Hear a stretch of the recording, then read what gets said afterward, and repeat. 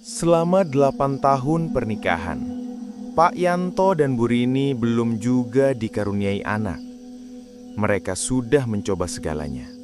Pengobatan medis, doa-doa malam Jumat, bahkan terapi spiritual di desa-desa pelosok. Hingga akhirnya, mereka memutuskan untuk mengadopsi seorang anak dari panti asuhan terpencil di pinggir hutan. Namanya Arga. Anak laki-laki berusia 7 tahun. Pendiam, tak pernah menangis, dan tak pernah sekalipun tertawa.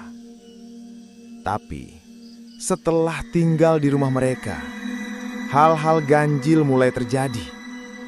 Langkah kaki tengah malam, gambar-gambar aneh, bau busuk dari bawah lantai, dan yang paling menakutkan, anak itu bicara dalam bahasa yang tak dikenal dan menyebut tentang ayah aslinya yang akan datang menjemput.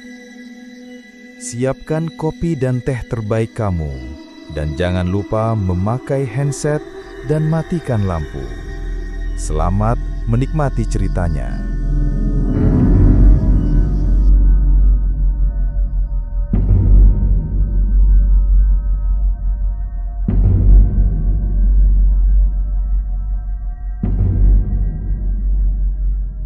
Sudah hampir 8 tahun Pak Yanto dan Bu Rini menikah tanpa dikaruniai anak. Segala cara mereka tempuh, dari pengobatan medis, doa-doa di malam Jumat, sampai ikut pengobatan alternatif di pegunungan, tapi hasilnya tetap nihil. Yang mereka dapat hanya lelah dan kecewa, sampai akhirnya, di sebuah acara pengajian di kampung sebelah, mereka bertemu dengan seorang ustaz tua yang berkata, "Kadang Tuhan memberi lewat pintu yang tak biasa. Mungkin anakmu bukan dari darahmu, tapi tetap akan jadi ujianmu." Beberapa minggu kemudian, mereka mendapat kabar tentang sebuah panti asuhan di pinggir hutan beringin alas, tempat yang bahkan warga setempat enggan datangi malam hari. Di sanalah mereka bertemu Arga, seorang anak lelaki berusia 7 tahun, rambutnya lurus, kulitnya pucat, dan matanya kosong. Yang paling membuat mereka ragu, Arga tak menangis, tak bicara, tak tersenyum, tapi ia hanya menatap mereka dan mengangguk. Pelan saat Bu Rini mengulurkan tangan, hari-hari pertama terasa indah. Bu Rini akhirnya bisa menyuapi anak, memakaikan baju sekolah, bahkan menyisir rambutnya. Pak Yanto sibuk memperbaiki kamar untuk Arga, membeli mainan, dan mengecat ulang dinding yang mulai kusam. Namun seiring waktu, ada hal-hal yang mulai mengusik. Malam pertama, Bu Rini terbangun karena mendengar suara keran air menyala di kamar mandi. Saat dicek, tak ada siapa-siapa, tapi jejak kaki kecil yang basah membekas sampai ke dapur. Pagi harinya, Arga duduk diam di meja makan, bajunya kering, tangannya bersih, tapi ia menggambar sesuatu di kertas. Seseorang berdiri di bawah pancuran air dengan kepala terbalik. Beberapa hari kemudian, guru kelas Arga memanggil Bu Rini ke sekolah. "Bu, maaf sebelumnya, anak ibu menggambar sesuatu yang membuat teman-temannya takut." Gambar itu adalah seorang perempuan yang tidur dengan mata terbuka dan darah mengalir dari telinganya. "Siapa ini, Ga?" tanya Bu Rini saat di rumah. Arga tidak menjawab, tapi ia menunjuk ibunya, lalu tersenyum untuk pertama kalinya. Malamnya, Bu Rini bermimpi seseorang menarik rambutnya ke dalam bak mandi. Saat ia terbangun, napasnya sesak, rambutnya basah kuyup, dan suara keran dari kamar mandi menyala kembali. Tapi Pak Yanto bersikeras, "Itu cuma mimpi, Rin, kau kecapekan, anak itu masih butuh waktu beradaptasi." Bu Rini mencoba bertahan. Ia pikir semua ini hanya karena stres sebagai ibu baru. Namun suatu malam, ia melihat sesuatu yang tak bisa dijelaskan. Arga sedang berdiri menghadap dinding di ruang tamu. Tubuhnya diam, tapi bahunya naik turun seperti tertawa kecil. Saat Bu Rini mendekat, ia bertanya, "Main sama siapa, Nak?"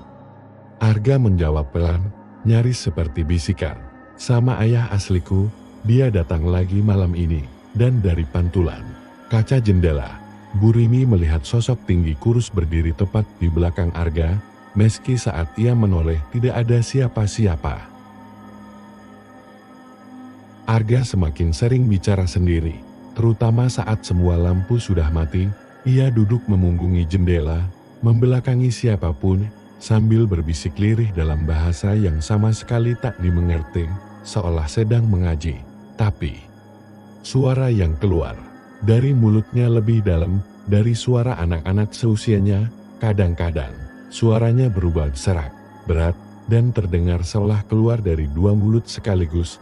Pak Yanto mulai merasa terganggu juga, terutama setelah kejadian pagi itu. Saat hendak berangkat kerja, ia menyapa Arga yang duduk di lantai dapur.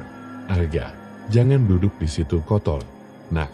Arga hanya menoleh sedikit dan menjawab dengan nada dingin, "Bapak bukan siapa-siapa, jangan sok atur aku." Pak Yanto terdiam. Itu bukan gaya bicara anak kecil, itu suara seseorang yang dewasa. Matanya pun tidak berkedip. Saat berkata demikian, Bu Rini mencoba mencari jawaban. Ia mendatangi panti asuhan tempat mereka mengadopsi Arga, tapi ketika ia tiba, bangunan itu sudah kosong dan ditinggalkan. Hanya ada satu nenek pemulung yang mengatakan, "Ibu ambil anak dari situ?" Astagfirullah, panti itu udah tutup sejak 2 tahun lalu. "Bun, dulu tempatnya bagus, tapi waktu ada anak yang hilang di hutan belakang, semua pengurusnya pergi." "Anak yang hilang?" tanya Bu Rini. "Iya, anak itu katanya ngikut pulang sama iblis, dan sejak itu, setiap tahun, selalu ada yang menampung anak itu, tapi tak pernah ada yang tahan lama. Semua meninggal satu persatu." Bu Rini pulang dengan tubuh gemetar. Di rumah, suasananya jauh lebih dingin dari biasanya. Seperti AC menyala maksimal padahal rumah mereka tak punya AC. Pak Yanto tengah duduk di teras dengan wajah cemas seren. "Tadi siang, Arga ngomong hal yang aneh ke aku." "Apa dia?" "Bilang aku gak perlu kerja keras cari uang, dia bisa bikin kita kaya. Tapi katanya, aku harus kasih sesuatu yang berharga dulu." Mata Bu Rini membelalak. "Berharga? Maksudnya?" Pak Yanto mengangguk pelan. Dia bilang, "Ibunya, malamnya, rumah terasa jauh lebih mencekam. Lampu-lampu berkedip, suara pintu terbanting terdengar dari loteng, dan aroma aneh seperti daging terbakar memenuhi ruangan." Bu Rini mencoba menahan tangis, tapi tubuhnya gemetar hebat. Tepat pukul 3 pagi, ia terbangun dan melihat Arga berdiri. Di sudut kamar wajahnya pucat, tubuhnya gemetaran seperti menahan tawat, tangannya berlumur tanah. "Kamu dari mana?" tanya Bu Rini dengan suara pelan. Arga tidak menjawab. Ia hanya menunjuk keluar jendela. Ketika Bu Rini memberanikan diri membuka jendela, ia melihat lubang besar di kebun belakang, seperti kuburan baru digali, dan di lubang itu ada foto keluarga mereka yang dibakar separuh, bersama potongan boneka. Bayi tanpa kepala. Pak Yanto langsung menyiram lubang itu dengan air doa, menaburkan garam, dan membacakan ayat suci. Tapi Arga hanya tertawa, lalu berteriak kencang, "Bapak bukan ayahku. Ibu bukan ibuku. Kalian cuma penampung. Tubuh ini milik ayah asliku." Dan seketika itu juga, seluruh jendela rumah pecah serentak. Pagi setelah kejadian jendela pecah, Pak Yanto dan Bu Rini berkemas. Mereka ingin membawa Arga pergi ke rumah orang tua Bu Rini di desa sebelah. Tapi anehnya, Arga menghilang. Semua pintu terkunci dari dalam. Jendela sudah mereka tutup rapat. Tapi anak itu tidak ada di kamarnya. Tidak juga di dapur, ruang tengah, atau loteng. Pak Yanto menyusuri kebun belakang sambil membawa parang dan senter. Di bawah pohon ketapang tua, tanah yang semalam digali, kini kembali rata, seolah tak pernah diutak-atik. Tapi bau amis seperti darah masih tertinggal di udara. Tiba-tiba, terdengar suara tawa kecil dari arah semak-semak. "Pak, aku tahu. Ayah asli Arga." Pak Yanto menoleh. Itu suara Mb Ahanarte, tetangga sebelah yang sudah tua dan jarang bicara. Wajahnya pucat, dan matanya terlihat seperti menyimpan rahasia besar. "Rasbek, rahasia Arga." Mbah Narti bercerita dengan suara pelan. "Dulu, tanah tempat rumah kalian berdiri itu bukan sembarangan tanah. Dulu di situ ada rumah seorang dukun, pesugihan, namanya M.B. Ahawardo. Ia membuat perjanjian dengan jin tanah untuk kekayaan, tapi tumbalnya bukan hewan, bukan barang, melainkan anak kandungnya sendiri. Ia menanam anak itu hidup-hidup sambil membaca mantra. Tapi entitas yang datang malah lebih kuat dari jin biasa. Mbah Wardo kehilangan kendali. Rumahnya terbakar, tapi dari sisa-sisa abu itu muncul sesuatu, sosok bocah yang tidak bisa mati. Anak itu, Arga, dan dia sedang mencari tubuh baru agar ayah aslinya bisa kembali menapak di dunia manusia. Pak Yanto terpaku, keringat dingin membasahi punggungnya. Kenapa dia ikut kami? Mbah Narti menggelang. Kalian bukan diikutin, kalian dipilih. Rumah itu berdiri tepat di atas tanah perjanjiannya. Siapapun yang tinggal di situ terlalu lama akan menjadi bagian dari ritual itu. Sore harinya, Arga tiba-tiba muncul kembali, duduk manis di ruang tengah. Wajahnya polos, seperti biasa, seolah tidak ada yang terjadi. Burini memeluknya sambil menangis. Kamu dari mana, Nak? Kami hampir pergi ninggalin rumah ini. Arga menatap ibunya dengan wajah datar, lalu berkata, ibu nggak boleh pergi, karena malam ini ayahku mau datang, dan dia butuh kamu. Malam itu, semua lampu padam, suara angin mendesir dari celah-celah jendela yang ditutup rapat. Pak Yanto bersiap dengan golok dan bacaan ayat kursi, tapi rasa takut tetap menyesakkan dada. Jam menunjukkan pukul 2.59 menit, lalu tok tok tok. Suara ketukan di pintu belakang 3 kali, perlahan, tapi saat Pak Yanto mengintip dari lubang pintu tak ada siapa-siapa. Namun, saat ia menoleh ke belakang, Arga sudah berdiri di lorong dengan mata seluruhnya hitam tanpa bola mata. Ayah datang, bapak dan ibu bisa pergi sekarang, karena rumah ini bukan milik kalian lagi. Tiba-tiba, lantai rumah bergetar, tanah merekah dari bawah lemari, bau busuk menyebar, dan dari celah lantai tangan hitam kurus muncul perlahan, merayap seperti cacing besar mencari udara. Tangan itu menggapai dan menyentuh ujung kaki Burini. Tangan hitam kurus yang muncul dari celah lantai itu seperti hidup. Panjangnya tak wajar. Jari-jarinya seperti akar pohon mati yang tumbuh mencari mangsa. Burini menjerit dan menarik kakinya. Tapi sentuhan tangan itu membuat kulitnya membiru, membusuk dalam sekejap. Pak Yanto membaca doa keras-keras sambil memercikkan air garam dan doa dari botol kecil peninggalan almarhum ayahnya. Tapi Arga hanya tertawa keras, tawanya seperti suara anak kecil dan orang dewasa bertumpuk jadi satu. Percuma, Pak, rumah ini udah dibuka. Jalan buat ayahku udah jadi. Kalian cuma sisa yang belum ditelan. Tiba-tiba, dinding rumah terbelah. Seperti ada celah dimensi yang terbuka dari dalamnya. Asap hitam pekat keluar, berputar seperti pusaran. Dan dari dalam pusaran itu muncul sosok yang membuat jantung Pak Yanto nyaris berhenti berdetak. Tinggi hampir 2 meter, kurus, kulitnya seperti karat terbakar. Wajahnya tanpa mata, tapi dari lubang matanya keluar asap dan cacing kecil yang merayap turun ke lantai. Sosok itu mengangkat tangannya, dan Arga berjalan perlahan ke arahnya itu. Ayahku, dia cuma butuh tubuh manusia baru untuk bisa hidup. Selamanya, tubuhku hanya tempat transit. Sekarang giliran kalian.